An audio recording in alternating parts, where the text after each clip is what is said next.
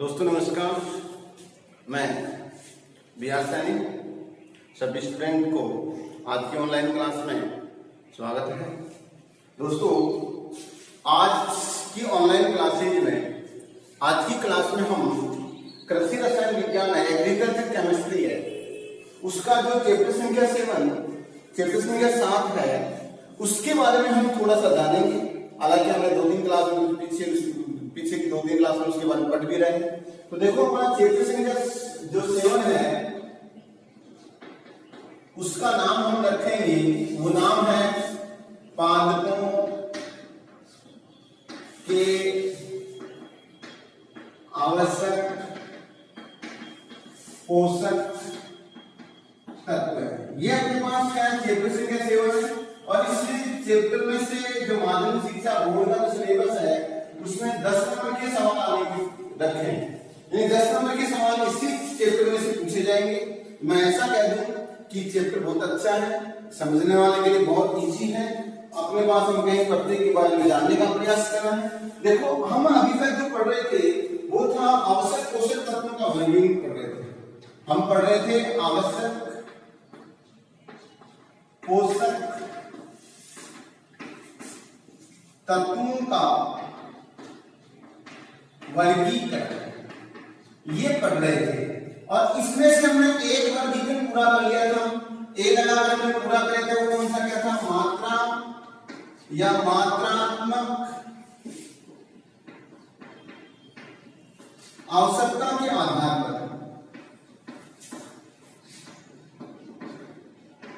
ये हमारा कंप्लीट हो गया था, ये हमने पूरा कर लिया था। आज अपना जो बिंदु रहेगा वो है कार्य के आधार पर। आज का जो क्लासिफिकेशन रहेगा वो है पोषक तत्वों के कार्य के आधार पर उनका हमें क्या करना है, वर्गीकरण करना है। यानी तत्वों के कार्य, मुख्य बिंदु क्या है, तत्वों के कार्य के आधार पर अपने को इनका वर्गीकरण अपने को करना है। ठीक है, तो तत्वों के कार्य के आधार पर आवश्यक पोषक तत्वों को भी 4 भागों में बांटा गया है। कितने भागों में बांटा गया है, 4 भागों में बांटा गया है, जिनके बारे में हमने पिछले क्लास में पढ़ भी चुके हैं, लेकिन एक बार हम इसके बारे में दोबारा बता देते हैं। वो 4 भाग कौन कौन से हैं वो जान लेते हैं। पहला कौन सा है, दूसरा कौन सा है, तीसरा कौन सा है और चौथा कौन सा है। 4 भाग हैं, उनके बारे में हम विस्तार से जानने का प्रयास करेंगे। पहला अपना रहेगा आधारीय तत्व। क्या रखेंगे, आधारीय तत्व। पहला अपना है आधारीय तत्व, यानी आधार से संबंधित तत्व रखेंगे। फिर लिखेंगे संरचनात्मक एवं ऊर्जा नियामक। हम लिखेंगे संरचनात्मक एवं ऊर्जा नियामक, ये पढ़ेंगे। तीसरा हमारे पास रहेगा जो एंजाइम है उनको उत्प्रेरण करने का कार्य करने वाले हैं, तो एंजाइम एवं उत्प्रेरण पढ़ेंगे। एंजाइमों व उत्प्रेरण। तीसरा अपना है एंजाइमों व उत्प्रेरण पढ़ेंगे और इसके बाद अपना रहेगा नियंत्रक एवं वाहक। 4 नंबर अपना रहेगा नियंत्रक एवं वाहक। ये 4 प्रकार हम पढ़ेंगे, यानी कार्य के आधार पर हम जो आवश्यक पोषक तत्व हैं उनको 4 भागों में बांटा गया है। कौन कौन से, आधारीय तत्व है। पहला कौन सा, आधारीय तत्व है। दूसरा कौन सा है, संरचनात्मक एवं ऊर्जा नियामक। तीसरा एंजाइम एवं उत्प्रेरण और चौथा नियंत्रण एवं वाहक। देखो इन सभी के बारे में मोटी मोटी बातें बता दूं या मुख्य मुख्य बातें बता दूं। आधारीय का मतलब होता है जिनसे, यानी पेड़ पौधे की स्ट्रक्चर का निर्माण होता है या पेड़ पौधे की संरचना, उसका अधिकांश भाग जिन तत्वों के द्वारा बना होता है उसे हम क्या कहेंगे, आधारीय तत्व कहा गया। आधारीय का मतलब क्या, आधार, बेस बने। पेड़ पौधों का बेस जिनसे निर्मित होता है, जिनके द्वारा बेस निर्मित होता है, पेड़ पौधों का आधार निर्मित होता है। संरचना उनका जो स्ट्रक्चर है वो डिपेंड करते हैं उन पर, उन्हीं को क्या कहा है, आधारित तत्व कहा है।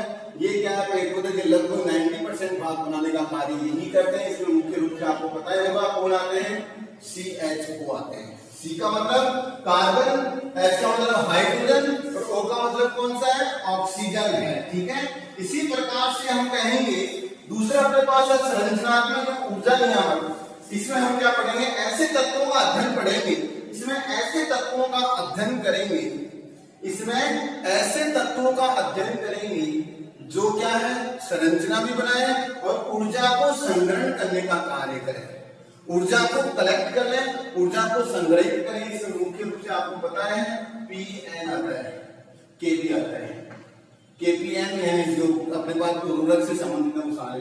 इसमें हम क्या पढ़ेंगे, एंजाइमों में उत्प्रेरण यानी जो अपने पेड़ पौधे हैं उनकी जो उपापचय अभिक्रियाएं हैं, जिन एंजाइमों के द्वारा संपन्न होती हैं, उन एंजाइमों की क्रियाशीलता में वृद्धि करने वाले जो तत्व हैं उनका अध्ययन इसमें पढ़ेंगे। जैसे हम कहते हैं अधिकतर पढ़ते हैं धातु उत्प्रेरक, जैसे nickel, copper, zinc, molybdenum, manganese, ये इसी में आता है। ये क्या करता है, एंजाइमों की क्रियाशीलता में वृद्धि करने का कार्य करते हैं। किसमें, एंजाइमों की क्रियाशीलता में वृद्धि करने का कार्य ये करते हैं।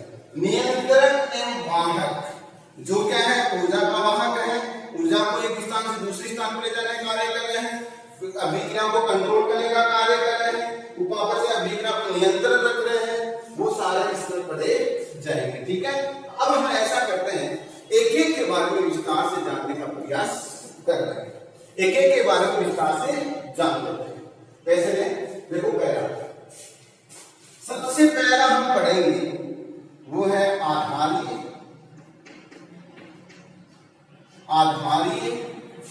तत्व।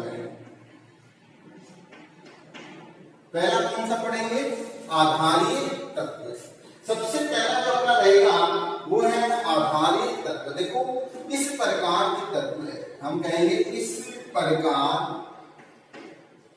के तत्व। ये जो तत्व हैं वो है, वो इस प्रकार के तत्व हैं, वो पादपों की संरचना, पादपों की संरचना, पादपों की क्या है, स्ट्रक्चर रहेंगे, संरचना का आधार है, मुख्य है का आधार है, आधार है तथा संरचना का 95% भाग निर्मित करते हैं।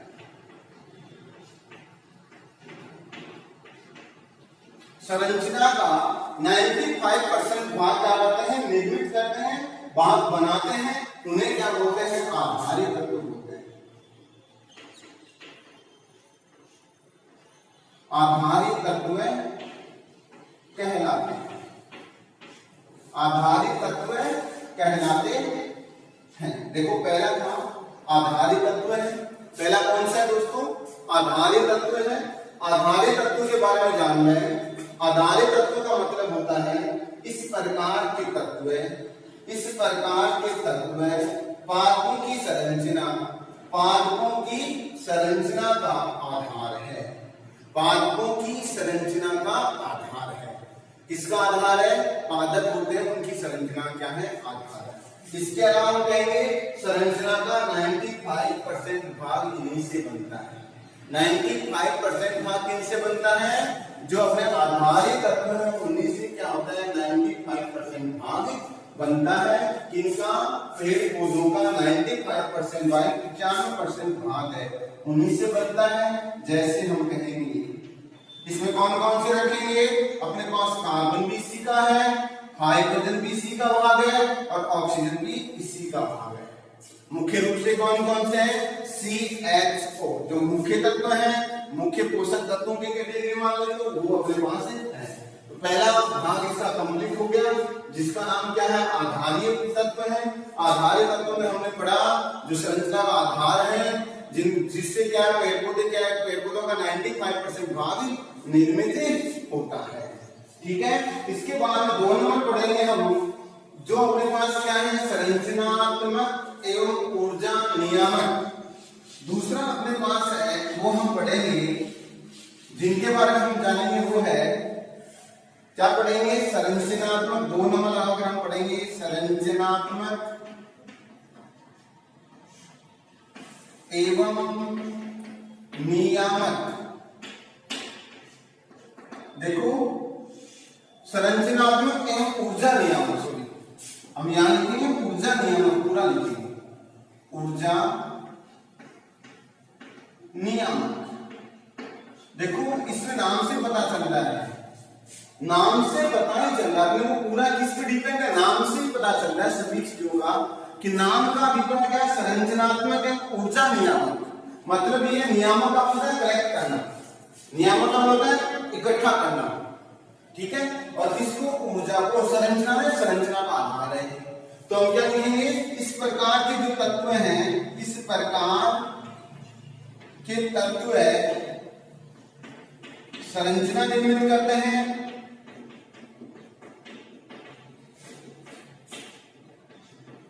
पेड़ पौधे क्या करते हैं, संरचना निर्मित करते हैं।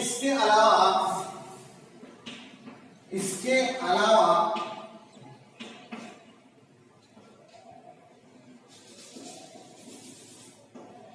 अलावा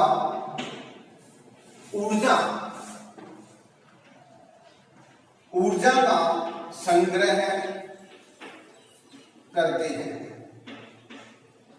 इसके अलावा क्या करते हैं, ऊर्जा का संग्रह करते हैं।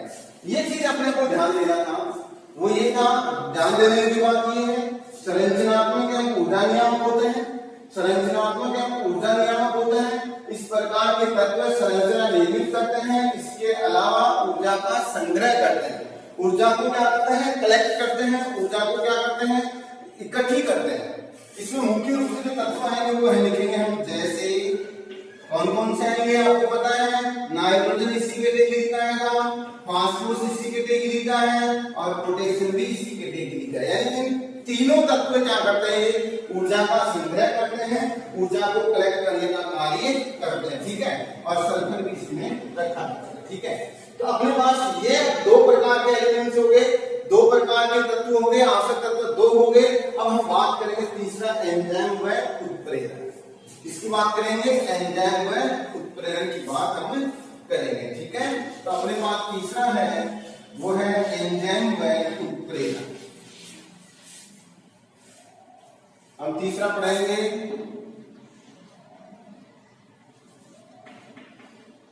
एंजाइम व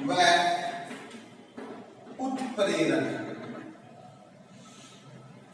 एंजाइम क्या होता है, सबसे पहले बात करेंगे एंजाइम क्या होता है। देखो एंजाइम होते हैं वो नाइट्रोजन युक्त छोटे छोटे अंश होते हैं, जो क्या है, जैविक अभिक्रियाओं को उत्प्रेरित करने का कार्य करते हैं, और अभिक्रिया के अंत में आप यानी समुदाय बिना परिवर्तित हुए बाहर आ जाएंगे। यानी समुदाय में क्या है, बिना अपरिवर्तित रहते हैं अभिक्रिया में, ये अभिक्रिया भाग नहीं लेते हैं, केवल अभिक्रिया को उत्प्रेरित करने का कार्य करते हैं, ठीक है। कुछ एलिमेंट ऐसे होते हैं, कुछ तत्व क्या करते हैं, एंजाइम का कार्य करते हैं, एंजाइम को क्रियाशील बनाने का कार्य करते हैं, एंजाइम को की क्रिया में वृद्धि करने का कार्य करते हैं। देखो कैसे, हम बात करेंगे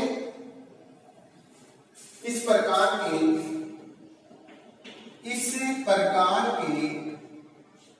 पोषक तत्व हैं, इस प्रकार के पोषक तत्व है पौधों की क्रियाओं, पौधों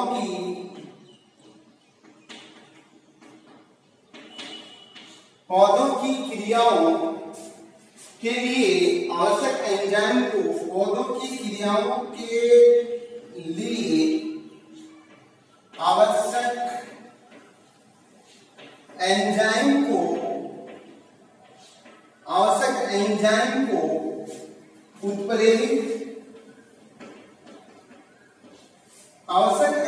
को उत्प्रेरित करने का कार्य करते हैं। आवश्यक एंजाइम, देखो इसमें लिखा इस प्रकार के पोषक तत्व है पौधों की क्रियाओं के लिए आवश्यक एंजाइम को उत्प्रेरित करने का कार्य करते हैं। जैसे मान लो ऐसा कह दूं वनस्पति तेल है, उससे वनस्पति घी बनाया जाता है, उसके लिए निकिल जरूरत है।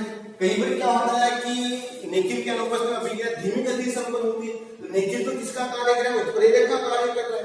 किसका कार्य कर रहा है? उत्प्रेरक का कार्य कर रहा है। तो इसमें हम जैसे कहेंगे एग्जाम्पल के रूप में हम लेंगे, जैसे धातु है, संकरण धातु जो भी है लिखने का प्रयास करेंगे, जैसे हम निकिल ले लेंगे, कोबाल्ट ले लेंगे, कॉपर ले लेंगे, जिंक ले लेंगे, मैग्नीज ले लेंगे, मोलिब्डेनम ले लेंगे। इसके अलावा हम कहें निकिल आ गया, मोलिब्डेनम आ गया, जिंक आ गया, कोबाल्ट आ गया, बोरोन आ जाएगा, कार्बन ले सकते हैं, नाइट्रोजन ले सकते हैं। ये सारे किस कैटेगरी में रहेंगे? ये सारे एलिमेंट किस कैटेगरी के हैं? एंजाइम व उत्प्रेरण के हैं। किसके हैं? एंजाइम व उत्प्रेरण के लिए क्या है?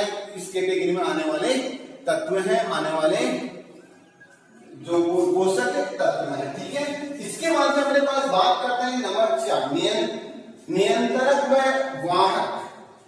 नंबर 4 बात करेंगे वो है नियंत्रक व वाहक। चौथा प्रकार है उसकी बात करेंगे हम, वो क्या है? नियंत्रक एवं वाहक।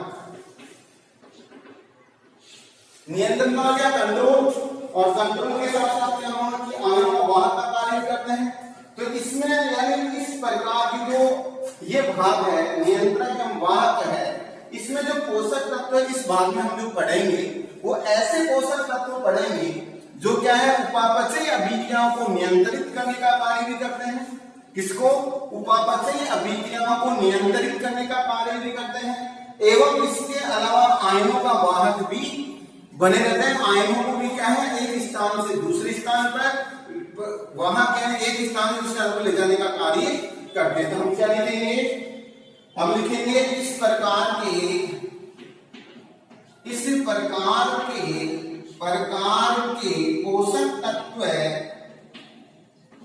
पोषक तत्व है उपापचयी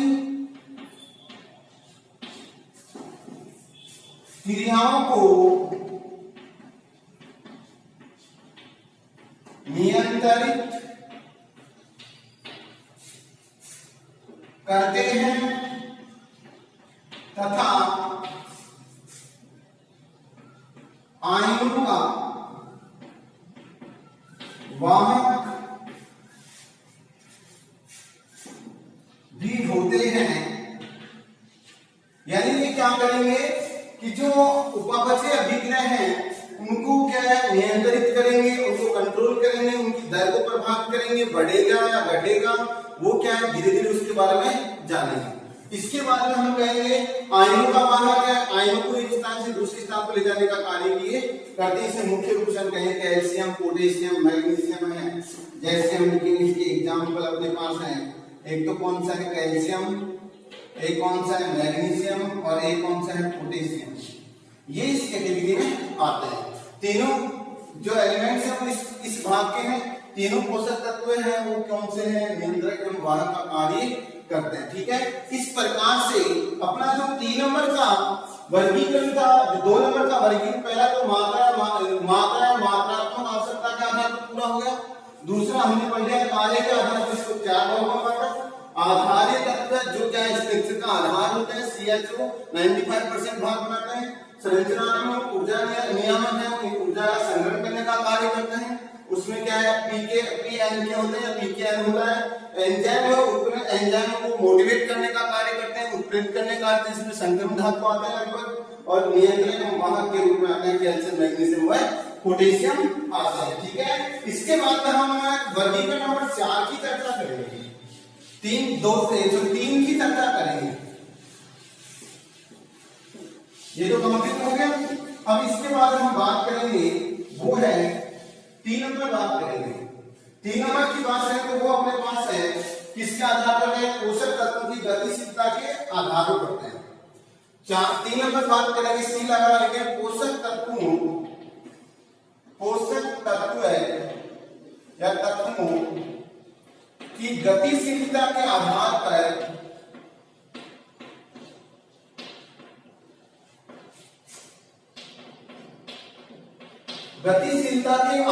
पर यानी पोषक तत्व हैं वो एक स्थान से दूसरे स्थान पर गतिशील होने में कितना समय लगाते हैं, कितना जल्दी या कितने समय लगता है, उसके आधार पर इन पोषक तत्वों को 4 भागों में बांटा गया है। ठीक है, पहला तो कितने भागों में बांटेंगे, इसके आधार पर हम करेंगे 4 भाग है। कौन कौन से 4 भाग देखना ध्यान देना। अभी तक हम जो भी पढ़ते आ रहे हैं 4 भाग ये आ रहे हैं। पहला तो अपने पास क्या है, पहला सबसे पहले अत्यधिक गतिशीलता वाली बात करेंगे। पहला कौन सा है, अत्यधिक गतिशीलता। अत्यधिक गतिशीलता। दूसरा हम कहेंगे मध्यम गतिशीलता। तीसरे हम बात करेंगे अल्प गतिशीलता।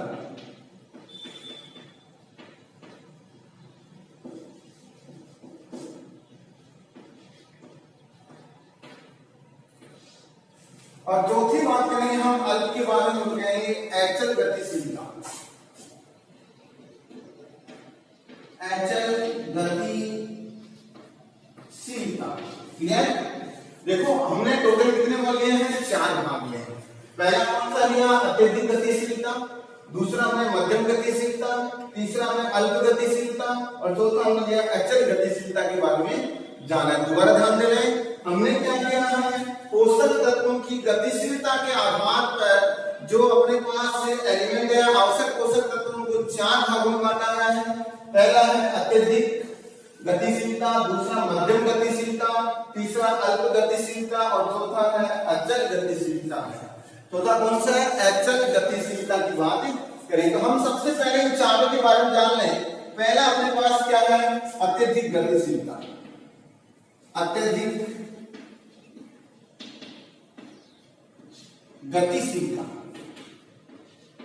पहला बिंदु अपने पास अत्यधिक गतिशीलता। इसका मतलब यह हो गया कि इस प्रकार के जो पोषक तत्व हैं वो प्रबल रूप से क्रियाशील हैं, प्रबल रूप से गतिशीलता दर्शाते हैं, बहुत तेज गति से क्या है, गतिशील है। इसमें मुख्य रूप से हम क्या पढ़ेंगे, KPN पढ़ेंगे। कौन से, पोटेशियम, फास्फोरस और नाइट्रोजन के बारे में पढ़ेंगे। इसमें जो अपने से पूछा है अत्यधिक गतिशीलता वाले 3 तत्व कौन से हैं, अत्यधिक गतिशीलता वाले पोषक तत्व कौन कौन से, आप कहोगे पोटेशियम, फास्फोरस और नाइट्रोजन। इसके बाद जो 2 नंबर में पढ़ेंगे वो है अपने पास कौन सी है, मध्यम गतिशीलता। अब देखो ये ना तो तेज गति से गति करेंगे और ना ही धीमी गति से गति करेंगे, ये क्या है, मध्यम है। और मैग्नीशियम के बारे में पढ़ेंगे। मध्यम गतिशीलता में कौन आएगा, जिंक और मैग्नीशियम को सम्मिलित किया गया है। और 3 नंबर पर अपने पास है अल्प गतिशीलता है। अल्प का मतलब क्या होता है, धीमी गति से हो, धीरे हो रहे हैं, गतिशीलता उसमें क्या कम है, या मैं ऐसा कहूं प्रवाह का गुण क्या उसमें कम है। उसमें मुख्य रूप से सल्फर पढ़ेंगे, सल्फर, लोहा, कॉपर, सल्फर, लोहा, कॉपर, मोलिब्डेनम, कैलोरी, ये इसकी कैटेगरी में हम रखेंगे। और चौथे नंबर पर अपने पास है अचल, अपने पास है अचल गतिशीलता की बात करेंगे। 4 नंबर पर जो क्या एक जगह स्थिर है, ना तो इधर गति करेंगे ना इधर गति करेंगे, केवल क्या एक जगह स्थिर है। ऐसे एलिमेंट्स की बात करें उसमें कौन आता है, कैल्शियम आता है और बोरॉन आता है। इस प्रकार से ये 4 हैं वो क्या है, किसके आधार पर, गतिशीलता के आधार पर पोषक तत्वों का वर्गीकरण है।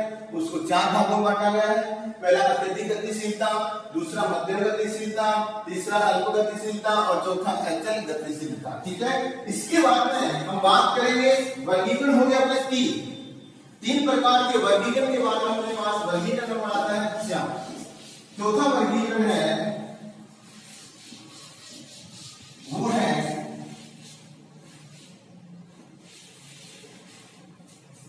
अन्य। 4 नंबर पर हम डी लगाकर पढ़ेंगे अन्य वर्गीकरण। अन्य वर्गीकरण की चर्चा करेंगे। अन्य वर्गीकरण पे हम बात करेंगे। अन्य का मतलब कोई वैसे नहीं है, ऐसे वर्गीकरण पढ़ रहे हैं। इसको 2 भागों में बांटा गया है, 2 प्रकार होते हैं। दो प्रकार कौन कौन से, एक होता है धातु और एक होता है अधातु। देखो आपने 11वीं क्लास में आवर्त सारणी पढ़ी है। आवर्त सारणी में अपने पास धातु और अधातु को हमने अलग अलग किया था। किसके आधार पर? उप धातुओं के बाएं भाग में वो तो धातु और दाएं भाग में वो क्या है, अधातु है। उप धातु है कौन से? गोले, सीधी, ऐसी तेरी आत्मा एक सीढ़ीनुमा स्ट्रक्चर बनती है आवर्त सारणी में, उसके दाएं भाग में उस दिशा में वो तो अधातु है और इस दिशा में वो क्या है, बाएं भाग वाले क्या है, धातु है। तो धातु में तो क्या है, सभी के सभी कठोर होते हैं, क्रियाशील होते हैं, इलेक्ट्रॉन त्यागने की प्रवृत्ति होती है, धनायन बनाने का गुण पाया जाता है, ध्वनि उत्पन्न करने का गुण पाया जाता है, अम्ल से क्रिया करके हाइड्रोजन गैस बनाते हैं। ये गुण किसमें है? धातुओं में है। तो हम क्या है, धातु के अंतर्गत हम क्या पढ़ेंगे? जो भी धातु अपने पास हो गए, जैसे कैल्शियम की बात कर लें, मैग्नीशियम की बात कर लें, पोटेशियम की बात कर लें, निकेल की बात कर लो, क्रोमियम की बात कर लो, मैग्नीज की बात कर लो, कॉपर है, जिंक है, मोलिब्डेनम है, ये सारे कौन से हैं? ये गैलियम भी इसमें आता है, लेकिन गैलियम धातु भी आता है, इसलिए उसको छोड़ो। ये सारे क्या है, धातु की कैटेगरी में आते हैं। इसके अलावा धातु की बात करें तो हम कहेंगे हाइड्रोजन है, कार्बन है, ऑक्सीजन है, क्लोरीन है, आर्सेनिक है, ये सारे किसमें आते हैं? अधातु की कैटेगरी में आते हैं। इन सबको किसमें रखा गया है? अधातु में रखा गया है। ये सारे क्या है, अधातु हैं। ठीक है, इस प्रकार से हम जो अपने आवश्यक पोषक तत्व थे उनका टोटल वर्गीकरण हमने पढ़ लिया। 4 प्रकार से वर्गीकरण उनका विस्तार से हमने पढ़ा है। पहला मात्रात्मक या मात्रा के आधार पर वर्गीकरण पढ़ा, कार्य के आधार पढ़ा, पोषक तत्व की गतिशीलता के आधार पढ़ा और फिर पढ़ा हमने अन्य वर्गीकरण पढ़ा है। ठीक है, इसके यानी हम कहें तो वर्गीकरण का कंप्लीट हो जाता है। इसके बाद में हम अगली क्लास में हम जो पढ़ेंगे वो पढ़ेंगे मृदा में पोषक तत्वों की प्राप्ति स्रोत। मृदा में पोषक तत्वों की प्राप्ति स्रोत हम पढ़ेंगे अगली क्लास में। तब तक आप इस क्लास को देखें। Thank you.